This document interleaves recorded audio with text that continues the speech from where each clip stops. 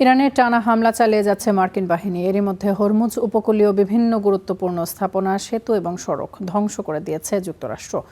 Trump ইঙ্গিত দিয়েছেন স্থল অভিযানের। ইরানের কর্মকর্তারাও আশঙ্কা করছেন স্থল আক্রমণের পথ তৈরি করতেই সেতুর মতো অবকাঠামো ধ্বংস করেছে মার্কিন বাহিনী, যাতে ইরানি সেনাদের চলাচল ব্যাহত হয়। বিশ্লেষকরা বলছেন, চুক্তি যাই হোক না কেন, মধ্যপ্রাচ্য থেকে মার্কিন সেনা তুলে না নেওয়া পর্যন্ত পরিস্থিতির উন্নতি হবে না। 2025 সালের 22 জুন যখন মার্কিন বোমারু বিমানগুলো এভাবে যাচ্ছিল ইরানের দিকে, তখন উদ্বিগ্ন ট্রাম্প শীর্ষ কর্মকর্তাদের নিয়ে বসেছিলেন হোয়াইট হাউসের সিচুয়েশন রুমে। পর্যবেক্ষণ করছিলেন ঠিকঠাক ইরানে হামলা চালাতে পারে কিনা তার যুদ্ধ বিমানগুলো। এক বছরের মাথায় আবারও যখন ইরানে হামলা চালাচ্ছে যুক্তরাষ্ট্র, তখনও সেই একই রুমে গত 14 জুলাই মঙ্গলবার বসেছিলেন ট্রাম্প। পর্যবেক্ষণ করেছেন হামলার গতিবিধি। এমনটাই উঠে এসেছে মার্কিন গণমাধ্যম এক্সিউজের প্রতিবেদনে। পর্যবেক্ষণের পাশাপাশি উচ্চ পর্যায়ের বৈঠকে হরমুজ প্রণালীর বাইরেও সামরিক অভিযান বিস্তৃত করার বিষয়ে আলোচনা হয়, এমনটাই জানাচ্ছে গণমাধ্যমটি। একই দিন তিনি ফক্স নিউজকে দেয়া সাক্ষাৎকারে বলেছেন, তিনি স্থলযুদ্ধ চান না, তবে মাঝে মাঝে স্থল অভিযান প্রয়োজন হতে পারে। I would do that. Next week it gets really bad for them.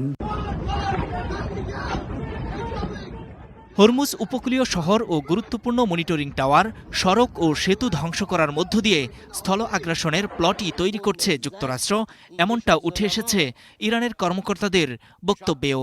দেশটির প্রভাবশালী অতি কট্টরপন্থী রাজনৈতিক জোট পায়দারি ফ্রন্টের সদস্য ও সংসদে তেহরানের প্রতিনিধি আমির হোসেন সাবিতি দাবি করেছেন, এই ধরনের হামলা ইরানের দক্ষিণাঞ্চলে মার্কিন স্থল অভিযানের পূর্বাভাস হতে পারে। ফার্স নিউজ এজেন্সিতে প্রকাশিত এক নিবন্ধে তিনি লিখেছেন, ইরানের নির্দিষ্ট কিছু দ্বীপ ও দেশের গুরুত্বপূর্ণ স্থানগুলো দখল করতেই পরিবহন ও যোগাযোগ ব্যবস্থা ধ্বংস করা হচ্ছে। তার মতে, এটি এমনভাবে পরিকল্পিত যাতে ইরানি সামরিক বাহিনীর চলাচল বাধাগ্রস্ত করা যায়।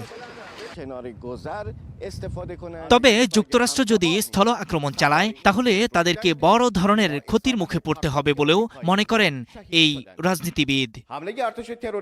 স্থল অভিযানের মধ্য দিয়ে হরমুজে ইরানের কর্তৃত্বের সক্ষমতা কমাতে চাইছেন ট্রাম্প।